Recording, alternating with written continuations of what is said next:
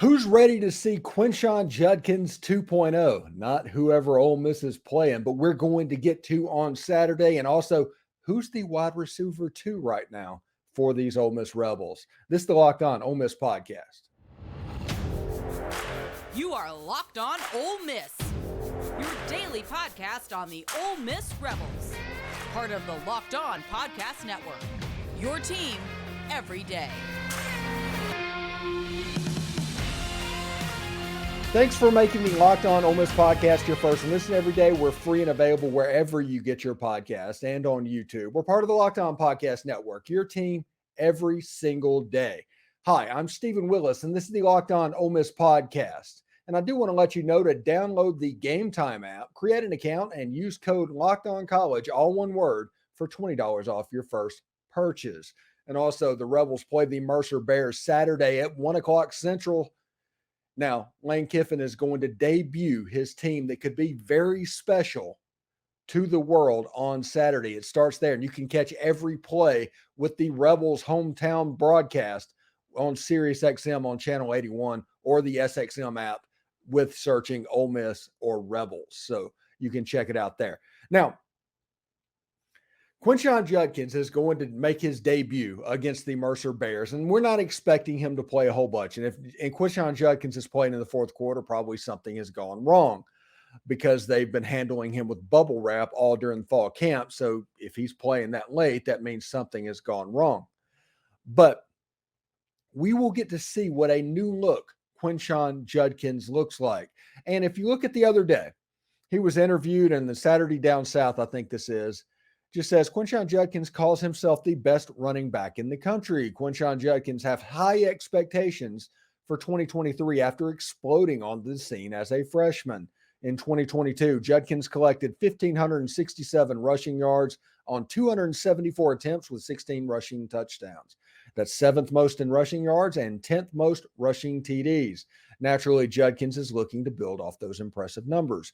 Recently, Judkins made it clear that he views himself as the best running back in the country. Now, before I go on there, this is from Ole Miss, Quinshon Judkins. He was named as a first-team preseason AP All-America.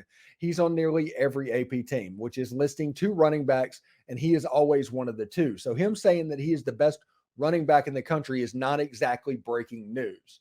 I don't know why people want that to be breaking news, but that's not exactly breaking news at the moment. Quinshon Judkins has a chance to be really special, okay? He just does.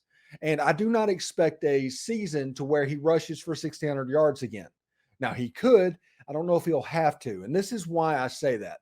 Ole Miss went into last season with Zach Evans, who was a 5-star super athletic running back that is probably going to have a 10-year NFL career with the Los Angeles Rams, okay? Zach Evans was on the field. He was coming with Quinshon. Quinshon was the freshman, the afterthought. He was brought in with the USC's Bentley, the 4th. And you saw pretty early on when Quinshon ran the ball that he was different, that he was special, that he could do things that other people could not do. And I always joke around that Ole Miss running backs, Ole Miss has a type when it comes to running backs. And that has nothing to do with stylistically. It has everything to do with feet and just kind of being a joystick and being able to go side to side and make a full-on contact tackle into a glancing blow, make a glancing blow into a missed tackle. And it doesn't matter if they weigh 180 pounds or 220 pounds. Everybody on Ole Miss's roster can do that. Quinshon is another example of that. But we went into last season with those 3 running backs, and they were going to be the focal point of the offense. In the beginning of the season, when Ole Miss got off into a 7-0 start, they had all 3 of them for a large portion of them. I think Ulysses Bentley got injured maybe after in the Kentucky game or something like that. He broke his wrist.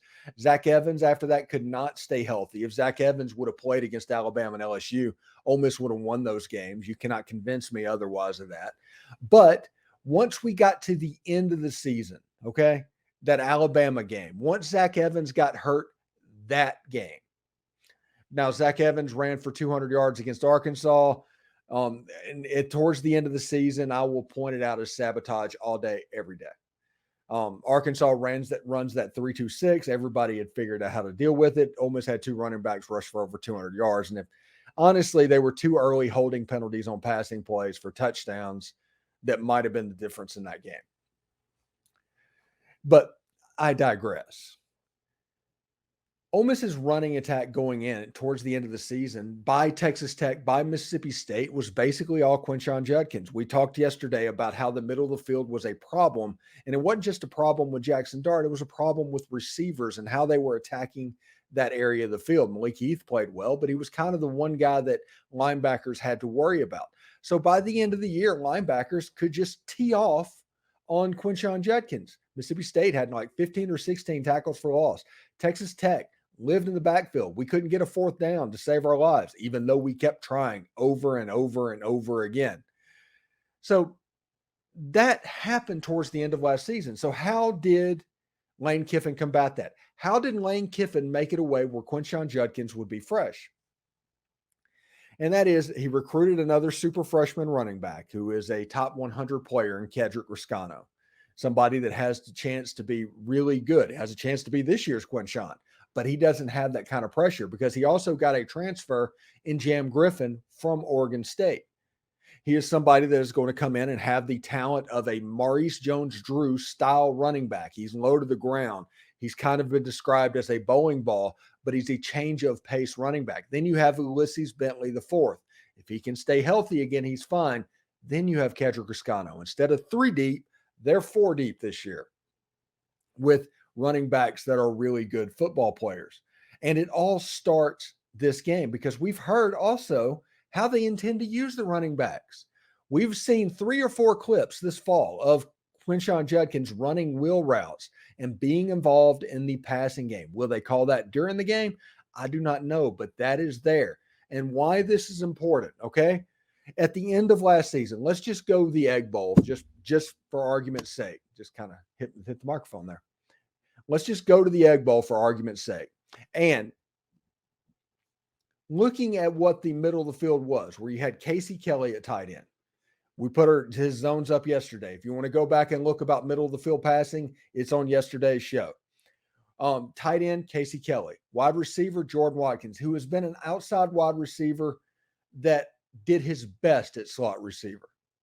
I think he's somebody that would be better on the outside, but he's kind of undersized and would be perfect for it if he could get it. So he's kind of OJ team there.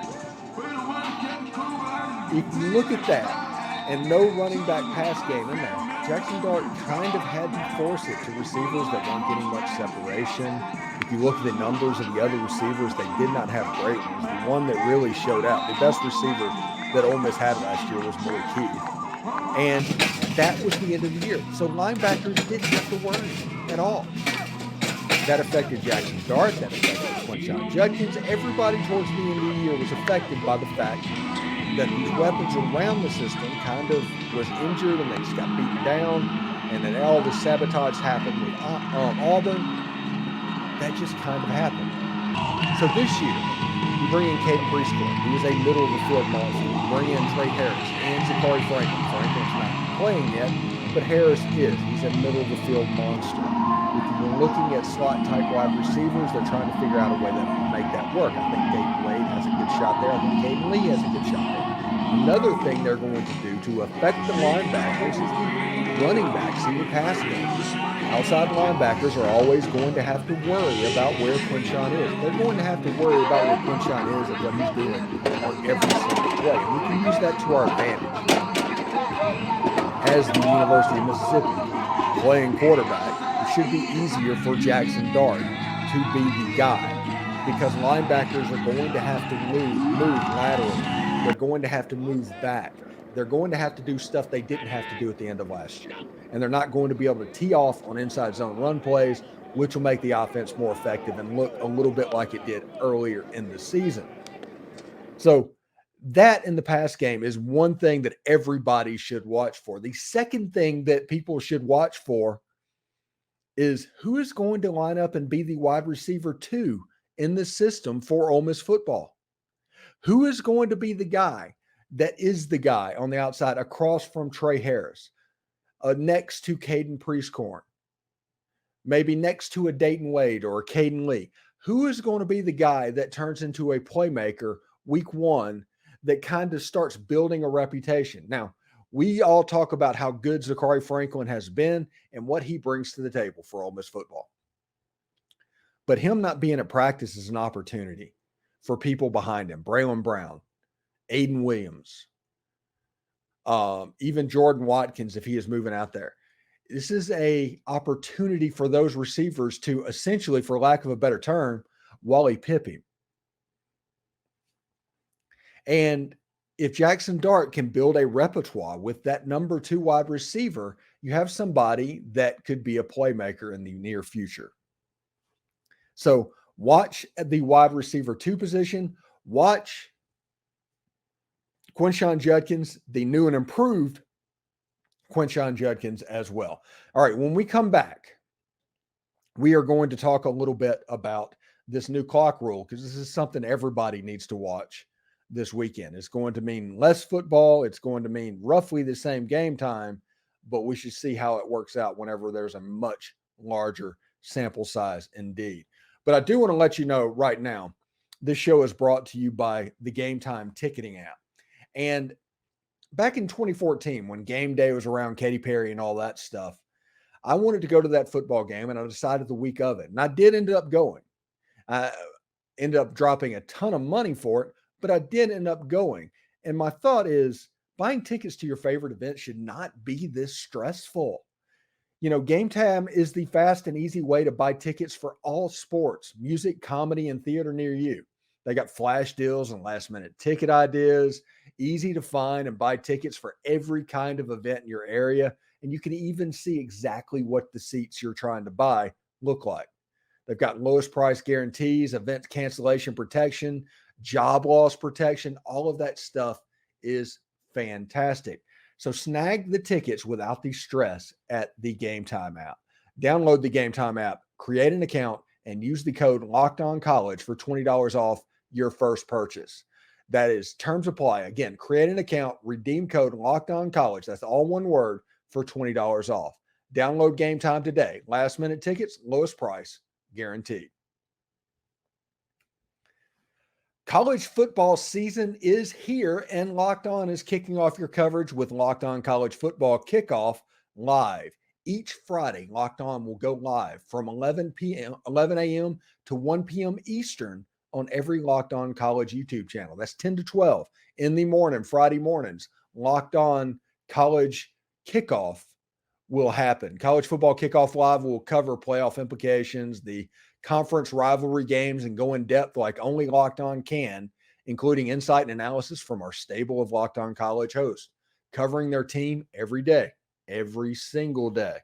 Find Locked On College Football Kickoff Live every Friday from 11 a.m. Central or 11 a.m. Eastern to 1 p.m. Eastern on any Locked On College YouTube channel, including this one. You won't want to miss it. Also, the Rebels play the Mercer Bears Saturday at 1 o'clock Central, and Lane Kiffin is going to debut this bunch to the Rebel Nation, and you can catch every play of the game on the Rebels hometown broadcast with SiriusXM on channel 81, or you can catch it on the SXM app searching Ole Miss or Rebels. So we have some new rules coming into everything this weekend, and one of them is a major clock rule, and I am going to rail on this for a little bit, so just bear with me. So let's read this and get an idea of what's going on first. College football coaches wary of the effect of the new first down clock rule, NCAA rule change that drew the most notice in the offseason might go mostly unnoticed by fans once the college football season is underway. That's because to this point, games are roughly the same length. For the first season since 1967, the clock will continue to run as it does in the NFL when a team makes a first down on a play that ends in bounds rather than stopping until the chains are set and the referee signals ready to play. The exception is during the last 2 minutes of the second and fourth quarter. You know, their new clock rules, just running clock after first down. That's the whole thing. That is the major news story that's going on right now. What is the impact of the college football rule changes? How will this impact your team and Ole Miss fans when you line up in the stadium to watch them play Mercer Saturday? And the main thing is plays per game. Tampa Bay led the NFL with a 68.8 plays per game last season. A total of 84 FBS schools ran more than 68.8 plays per game in 2022.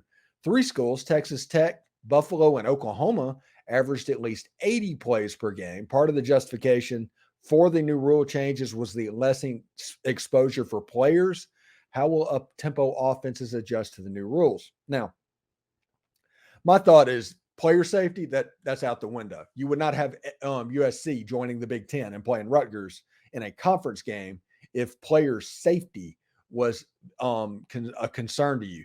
You would not have Morgantown, West Virginia going out to Arizona if player safety was that important to you. You would not have Clemson potentially playing the Stanford Cardinal if player safety was important to you. Quit saying that. Just because you say it does not mean it's true. If you wanted to cut the time of the game, and this is the actual situation that is going on. TV networks want a 3-hour window for college football. They can sell that. It's been going at about 3 hours and 30 minutes or 3 hours and 45 minutes. You cannot package that with a pregame and postgame show if it is 3 hours and 45 minutes long. So they needed the game to be shorter. So the obvious thing was, what about all the commercial breaks, all the stoppages, all the extra stuff that has been added to college football over the year that has taken a 2.5-hour game and made it a 3.5-hour game? Well, the answer is all of those make money for TV. So they're not going to change those. So if you want it shorter, the actual football is the thing they cut. And it makes absolutely no sense. And if anybody can remember, and I am ranting right now, and I get it, because this is absolutely stupid and absolutely terrible. Lane Kiffin in his press conference yesterday talked about how defensive coaches are kind of running college football right now. Not ruining, running. And that would be like Nick Saban and Kirby Smart. Those guys and their ideas are what's getting pushed through right now. So they think tempo is an issue. They want to cut the play numbers down. They figure out a way to spin it to get their way, and then they push through until they actually do. So between TV wanting a 3-hour game, defenses and coaches trying to shorten the game for exposure, because if teams run tempo, they put your defense out. It makes it more difficult for Georgia or Alabama to play. You can't play like you could in 2010 because of all the tempo. People like Lane Kiffin and his tempo, that's one of his main weapons, because when it comes to college kids, whenever you go fast, they will mentally make errors because they are not professional athletes. You can use that for your advantage. The less plays means the defense is going to be less tired. You could probably still get them on a drive if it's something that just kind of wears it out, but it's not going to be something where an accumulative effect of the last drive of the game is the same thing. You're not going to have to rotate as much. Maybe that's a positive for somebody like Lane Kiffin. If you're not having to rotate as much players, maybe you don't need a full 2 deep anymore. I don't know. But the fact of the matter is, people definitely do not need to frame this, to package this, to tell me that they're doing this for any other reason besides the TV networks told them to do it. Everything else I will make fun of, and I will openly make fun of. I have no need. Nobody is pulling the strings behind the scenes of what's going on. I will say what's on my mind. I have that independence. I have that freedom. Unlike pretty much anybody else around Ole Miss, they all have to answer for it. They are all getting phone calls whenever they cover stuff if they don't like it. I don't. I can do what I want to do. And I can do it all right for you. And your voice is going to build up to where that small group of fans are not dominating the conversation around Ole Miss athletics. You have the ability to change that. Hey, and just tell a friend and get them listening. If everybody gets one person to listen, all of a sudden this is a 6,000 an episode listen for Ole Miss fans. And it is not just the most dominant broadcast in sports. It's like one of the most dominant broadcasts in the state of Mississippi. And we have a chance to get that done. Anyway, obviously I got a little bit riled up there. I apologize for that. But this weekend, tonight, Bill Flowers, tomorrow, the voice of the Mercer Bears will be on the show when there's normally our crossover episode. It's a Mercer person that's going to come on to talk that. We've been having Joe Daly on the last couple of years, but wanted to up our game a little bit because we could and get the voice of the Mercer Bears. Thursday, we have Michael Bratton Friday, from that SEC podcast. Friday, we have Tom Vanderford. We have Brian Smith on Saturday morning. We got the college football kickoff show on Friday. We have so much stuff coming up, honestly. And I'm just pat myself on the back a little bit. This is a really cool thing we've built and we are building. And remember, this week is the last week that you can register for the Discord server for probably the next 6 months. And after that, it'll become a private board and we'll talk about football. We'll continue to weed out trolls that might have got in, but I have zero tolerance for trolls whenever you're trying to affect people having fun. So it is what it is. Anyway, when we come back, we will talk about viewer mail and talk about Zakhari Franklin and where he fits. And we'll talk about a player that we think can jump from either 4 to 5 star or 3 to 4 star this season. Anyway, stick around.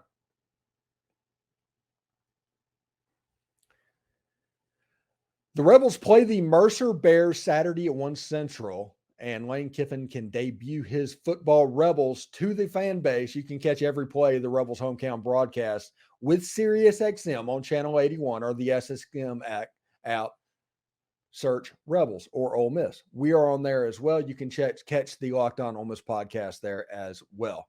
And thank you for making the Locked On Ole Miss podcast your first listen every day. We're free and available wherever you get your podcasts and on YouTube. We're part of the Locked On Podcast Network, your team every single day. All right. Let's look at this. Will I Am from our Discord server has this question: out of our 2024 recruiting class so far, which players do you see possibly moving from 3 to 4 star in their senior year? Or maybe even a 4-star moving to 5-star, aside from Cam Akers, who we all know should be a 5-star on everything. Yes, you can't be a top 15 player in the country and all of a sudden you're ranked 200 in the other. That does not mix. That's an outlier. That's like when you look at the hurricane maps and everything, they're the ones that's going off like in a completely different direction than the other ones. It's just a complete outlier. The player that I think has a chance to really move up and grab our attention as this recruiting class goes is John Wayne Oliver from CPA in Middle Tennessee. He's a guy that has the personality where you're seeing him blow up a little bit on Twitter or X or whatever it's called at this moment.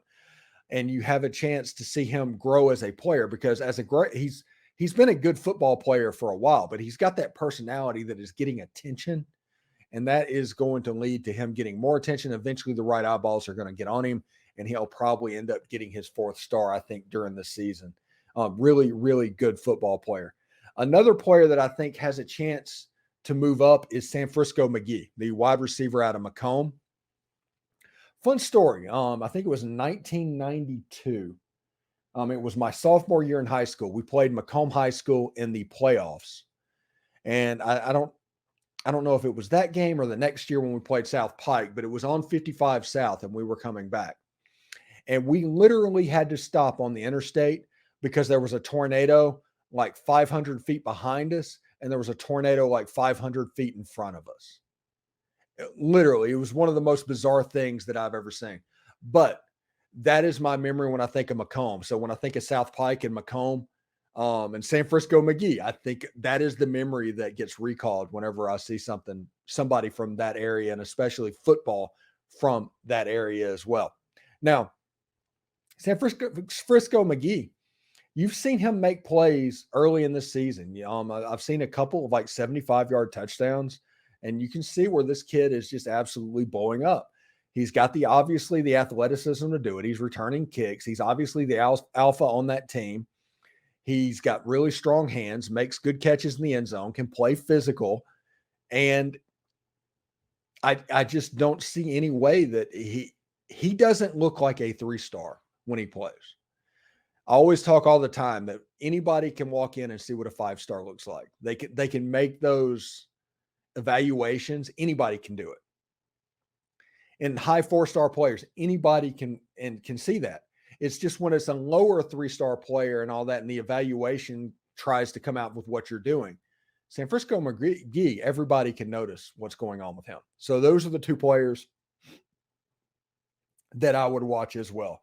Rebels dad, 1983, says it's known that Franklin is a middle of the field receiver, but how effective will he be coming in towards midseason, considering he hasn't been able to get on the field and practice any yet? Okay. First thing about Zakhari Franklin you need to realize is he's played a ton of football. He's not having to go learn how to play wide receiver, which a lot of these guys are. Ayden Williams right now is learning how to play wide receiver at the college college level.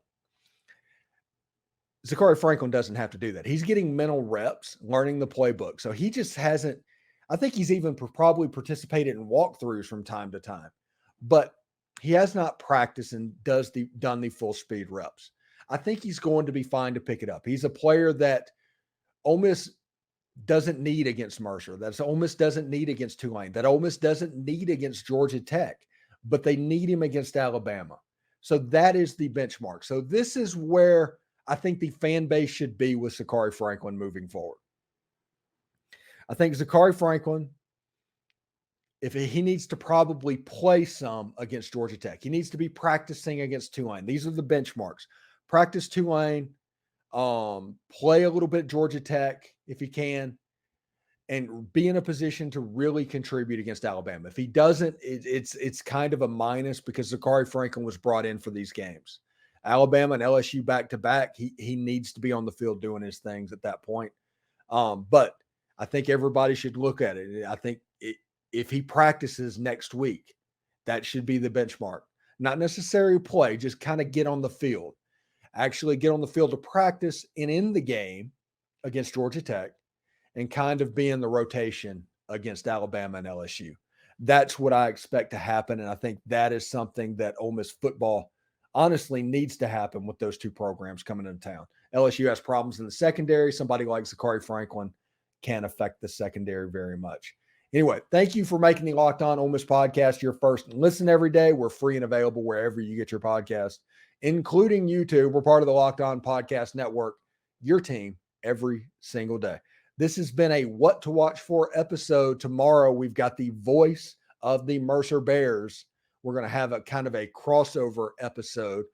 We have Jerry Smith, I think, coming in for Tulane, and we'll have Candace Cooper with Locked On ACC for Georgia Tech as well. So it should be pretty interesting to see exactly what happens there. But thank you very much for tuning in. We'll see you as this week progresses. Hotty toddy.